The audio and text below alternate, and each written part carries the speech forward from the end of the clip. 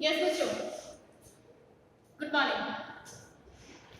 आज हम अपना जो टॉपिक है मॉडल्स, जिसको कंटिन्यू करते हैं। मॉडल्स में मैं आपकी लास्ट क्लासेस ले चुकी हूँ। मॉडल्स क्या होते हैं, उनका यूटिलाइजेशन करने का वे या किस फॉर्म में उनका यूटिलाइज होता है, ये मैं आपको बता चुकी हूँ लास्ट क्लास में। और मॉडल कैन, कुड और मे का यूज भी मैं आपको बता चुकी हूँ। फर्स्ट ऑफ ऑल मैं आपको सबसे पहले हम एक बार और मॉडल्स को रिकॉल कर लेते हैं कि कौन कौन से मॉडल्स हमें पढ़ने हैं। Can, could, may, might, must, will, shall, can, could, may, might, must, will, shall, would, should,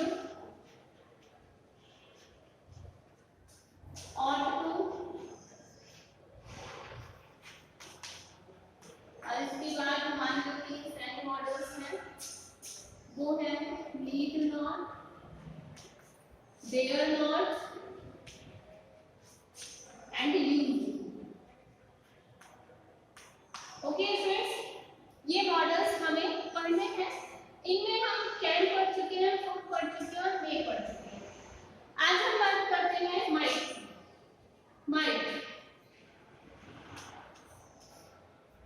might का जो यूज है, माइट फर्स्ट ऑफ ऑल वो पास्ट होता है, पास्ट ऑफ मे। माइट मे का पास्ट होता है। तो जैसे जैसे यूजेस मे के होते हैं उसके पास्ट में माइट का यूज हम करते हैं। ठीक है, उसके बाद माइट का यूज जो है रिमोट पॉसिबिलिटी के लिए, रिमोट पॉसिबिलिटी। ठीक है, रिमोट पॉसिबिलिटी के लिए हम माइट का यूज करते हैं। पॉसिबिलिटी में हमने पॉसिबिलिटी को पढ़ा है, में पॉसिबिलिटी, लेकिन वो पॉसिबिलिटी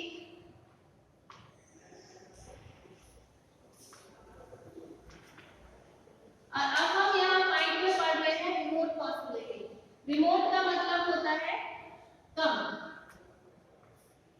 किसी काम के होने की संभावना कम होती है, वहां हम रिमोट पॉसिबिलिटी का यूज करते हैं। ठीक है, उसके बाद यहाँ पर परमिशन का यूज भी होता है माइट में। परमिशन के लिए भी माइट का यूज करते हैं हम। अब देखिए बच्चों, परमिशन का यूज हमने कैन में भी किया है, परमिशन का यूज हमने कुड में भी किया है, और हम परमिशन के लिए यूज कर रहे हैं माइट का भी। लेकिन यहाँ जो परमिशन है एजुकेशन वाली, ठीक है, कि हम किसी चीज के लिए क्लियर परमिशन नहीं ले सकते या नहीं लेना चाह रहे हैं। इन दोनों के एग्जांपल्स देखते हैं। रिमोट पॉसिबिलिटी के लिए there are very few clouds in the sky.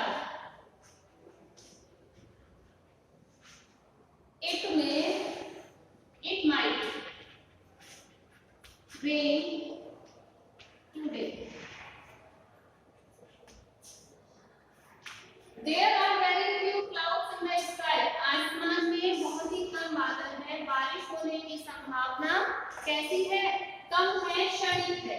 Okay, और इसमें होता है there are clouds in the sky, आसमान में बादल छाए हुए हैं, बारिश होने की संभावना ज्यादा है। Next permission, might I ask a question,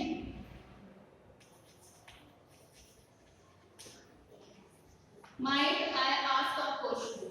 इस तरह से might का यूज होता है रिमोट पॉसिबिलिटी के लिए, परमिशन के लिए, और पास्ट ऑफ मे के पास्ट के सेंस में भी might का यूज होता है।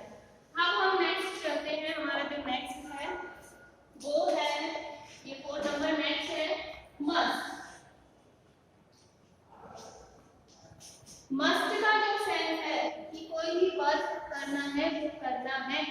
100% आपके लिए ये मस्ट है। मस्ट का यूज नेसेसरी या कंपल्सन के लिए होता है, ठीक है। देखिए मस्ट का यूज कंपल्सन, कंपल्सन, नेसेसरी,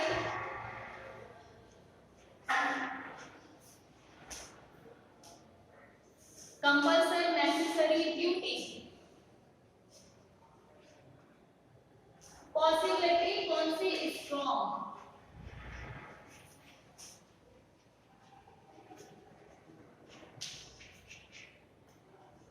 यहाँ यूज होता है मस्ट, ठीक है। जैसे मैं कंपल्सन और नेसेसरी की बात करूं, you must follow, you must follow the rules of road,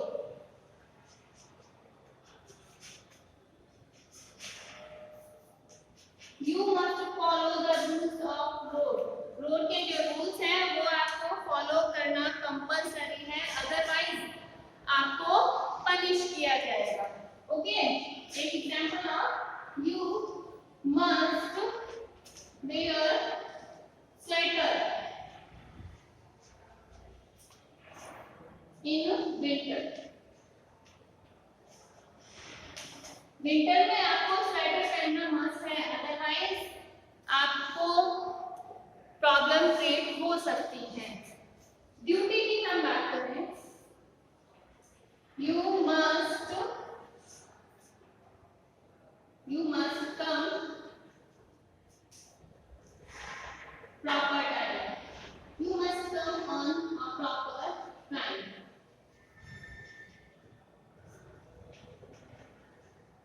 okay. यहाँ भी हमने मस्ट का यूज किया, यू मस्ट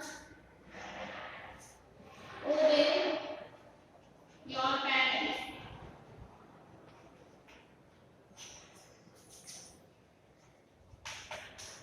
यहाँ भी मस्ट का यूज किया है, ठीक है। कंपल्सरी या नेसेसरी के लिए, ड्यूटी के लिए मस्ट का यूज होता है और स्ट्रॉन्ग पॉसिबिलिटी के लिए भी मस्ट का यूज होता है। अब हमने जो पॉसिबिलिटी है वो 3 टाइप्स की पढ़ी, 3 जगह हमने पॉसिबिलिटी को पढ़ा है, कैन में भी पढ़ा है, और मे में भी पढ़ा है, माइट में भी पढ़ा है और मस्ट में भी पढ़ा है। लेकिन डिफरेंस क्या है? मे में है कि कोई भी वर्क करने की संभावना हो सकती है लेकिन ज्यादा, माइट में रिमोट पॉसिबिलिटी है, किसी वर्क की संभावना बहुत कम है, और मस्ट में वो संभावना 101% होती है। There is cloud, ये एग्जांपल हम ले लेते हैं, in the sky it must rain today, okay students. इस तरह से हमारा जो मस्ट का यूज है वो हमने किया है, और आपको पॉसिबिलिटी में जो डिफरेंस है वो भी अंडरस्टैंड हुआ होगा, आपको समझ में आया होगा। उसके बाद हम चलते हैं मे माइट मस्ट हो गया हमारा। आफ्टर दैट हम बात करते हैं विल और shall, will and shell.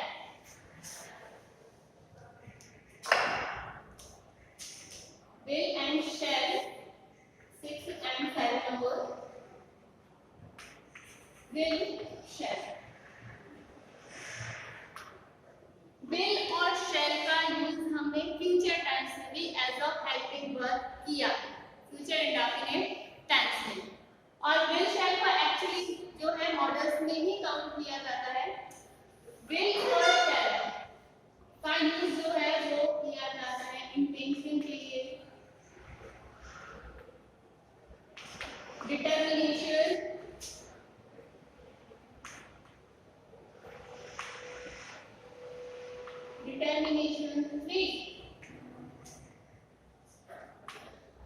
threat means होता है धमकी,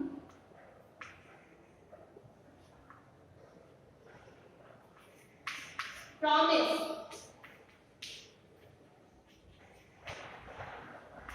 इन सब के लिए यूज होता है विल और शैल।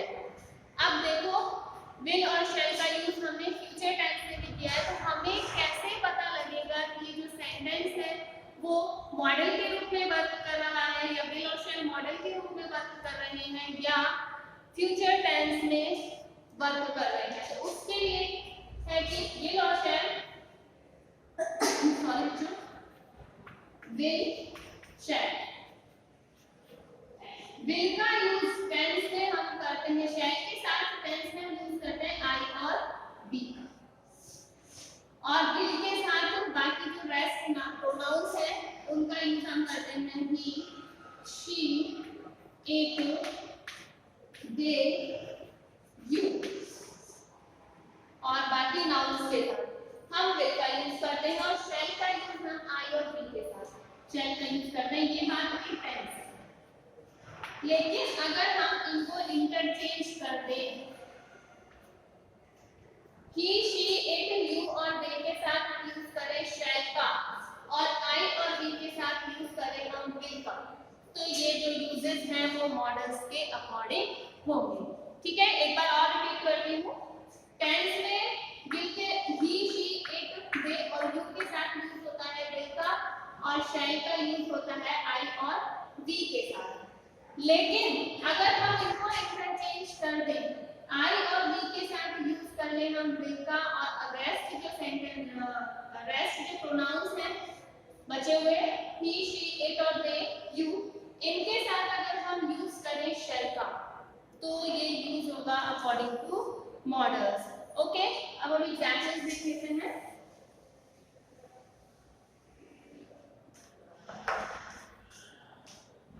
Example, I will give you this book on Monday. Promise, promise कर रहा है वो, या उसका डिटर्मिनेशन है कि वो मंडे को बुक रिटर्न कर देगा। ओके, फ्रेंड की हम बात करें, he shall kill you, धमकी दी जा रही है, he shall kill you, वह तुम्हें मार देगा। नेक्स्ट जो है इंटेंशन की बात करें,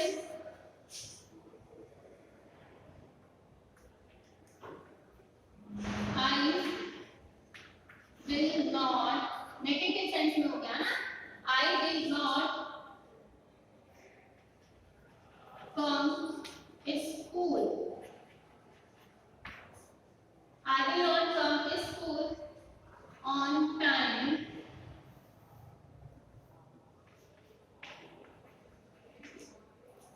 अब ये कह रहा है कि मैं इंटेंशनली स्कूल ऑन टाइम पर नहीं आया।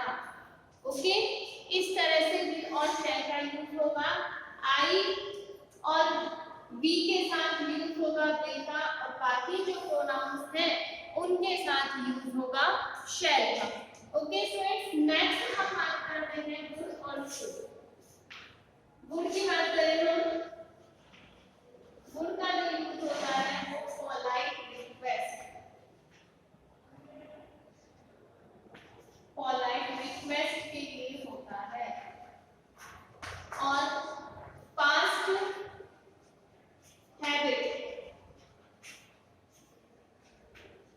पोलाइट रिक्वेस्ट और पास्ट हैबिट के लिए गुड का यूज होता है।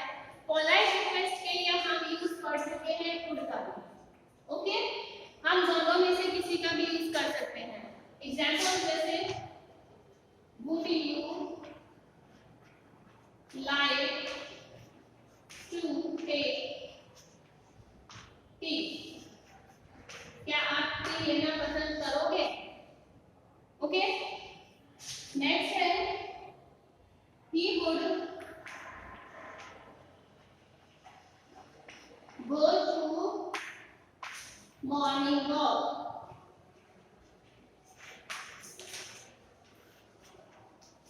कि वह मॉर्निंग वॉक जाने का हैबिचुअल है।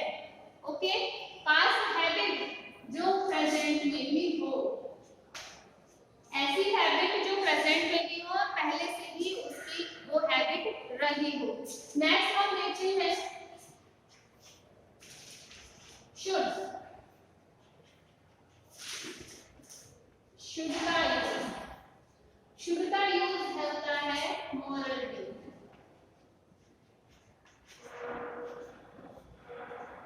Okay, obligation, sorry advice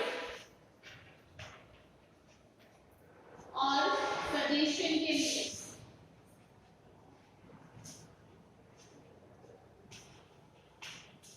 moral duty, advice या सजेशन के लिए हम यूज करते हैं शुड का।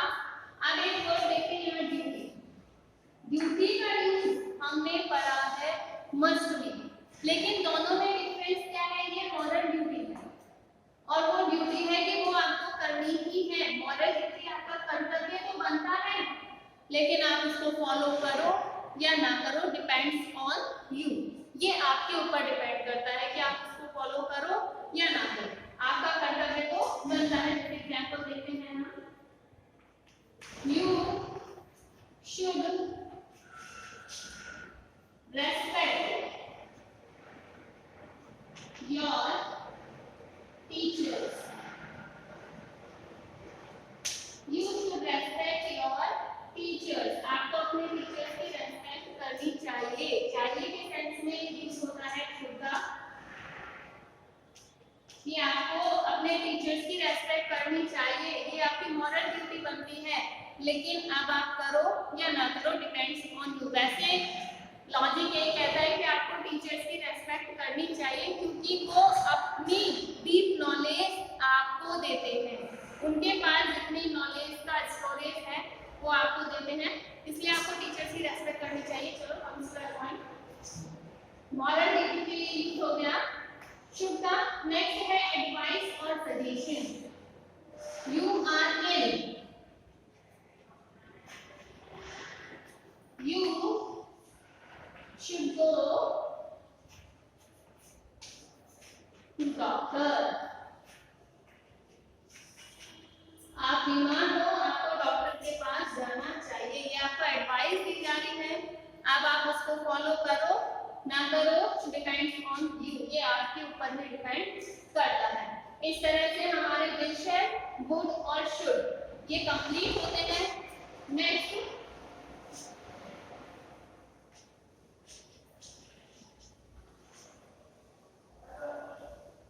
नेक्स्ट हम बात करते हैं और टू। लुक इस वाइज, और टू का यूज भी शुड की तरह ही होता है ड्यूटी के लिए, मॉरल ड्यूटी के लिए। और टू का यूज मॉरल ड्यूटी के लिए ही होता है। आप या तो और टू का यूज कर सकते हो या शुड का यूज कर सकते हो, दोनों में से किसी का यूज कर सकते हो। ठीक है, हमने जैसे एग्जांपल लिया है, यू शुड रेस्पेक्ट, हम यहाँ पर you ought to respect,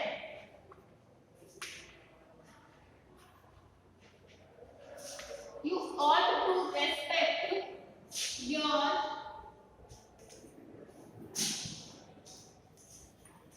your teachers। अब आप यहाँ पर ought to का यूज भी कर सकते हो और आप यहाँ पर should का यूज भी कर सकते हो। कुछ डिफरेंस दोनों में है, should और ought to में कहीं डिफरेंस आता है, वो मैं आपको अपनी नेक्स्ट वीडियो में बताऊंगी अलग से टॉपिक लेकर। वैसे मेनली ought to और should दोनों में से हम किसी का भी यूज कर सकते हैं सेंटेंस में। नेक्स्ट हम बात करें नीड नॉट। नीड नॉट, इसके मीनिंग से ही हमें समझ में आ रहा है नॉट कंपल्सरी। ऐसा कोई वर्क है जहां उसे करना कंपल्सरी नहीं है, या है लैक ऑफ नेसेसिटी, जहां आवश्यकता की कमी है कि इस काम को करना बहुत 100% नेसेसरी नहीं है।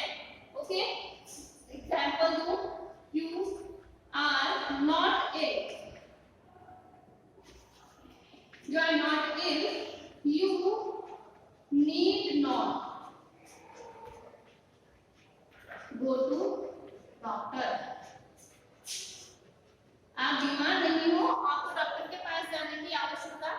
नहीं है। ओके, नीड नॉट हो गया। नेक्स्ट हम देखते हैं, नेक्स्ट हमारा है डेयर नॉट। अब बच्चों हम बात करते हैं डेयर नॉट की। डेयर नॉट ये जो है सेमी मॉडल्स, ये नीड से डेयर पे इनका खुद का मीनिंग डिस्क्राइब हो रहा है। नीड और dare. Dare not means lack of dare, lack of dare, साहस का नहीं होना, करेज का नहीं होना, ये लेक ऑफ करेज या डेयर हम कह सकते हैं। ओके, जैसे example, he dare not, he dare not come to me now। अब उसमें मेरे पास आने का साहस नहीं है। कुछ ने ऐसी, किसी ने ऐसी मिस्टेक की है कि अब उसका मेरे पास आने की डेयर नहीं है, इतना करेज नहीं है कि अब मुझे फेस कर ले। इस तरह से डेयर का यूज होगा। नीड हो गया, डेयर हो गया, तुम्हारा जो लास्ट बनता है used to. Used to, used to का जो यूज है वो भी पास्ट हैबिट के लिए होता है। ओके, पास्ट हैबिट के लिए यूज्ड टू का यूज होता है। जैसे वुड का होता है पास्ट हैबिट के लिए। वुड का जो यूज है वो पास्ट हैबिट ऐसी है जो हमारे पास प्रेजेंट में भी चल रही है, और यूज्ड टू वो पास्ट हैबिट पहले भी थी, अब तो नहीं है। जैसे example some when I was young I used to speak French। जब मैं यंग था तो मैं फ्रेंच बोलने का आदत था, या मैं फ्रेंच बोल सकता था। ठीक है, इसी तरह यूज्ड टू का और वुड का यूज पास्ट हैबिट के लिए होता है, और यहीं पर हमारा जो मॉडल का कांसेप्ट है वो क्लियर होता है। आई होप कि आपको आपने अंडरस्टैंड किया होगा, और अगर आपको कोई क्वेरी होती है तो प्लीज आप मुझे कमेंट कीजिए और बताइए, ताकि मैं आपके डाउट्स को क्लियर कर सकूं। ठीक है बच्चों, एंड कुछ जैसे ऐसे पॉइंट्स हैं, पॉसिबिलिटी को हमने बहुत बार पढ़ा है, हमने पॉसिबिलिटी को बहुत बार पढ़ा है, और उनका यूज और ये शुड और ought to का यूज पढ़ा है के सेंस में। इसके लिए मैं आपको अलग से वीडियो प्रोवाइड करवा दूंगी। ओके बच्चों, अगर आपको वीडियो पसंद आए तो do share among your friends. Thank you.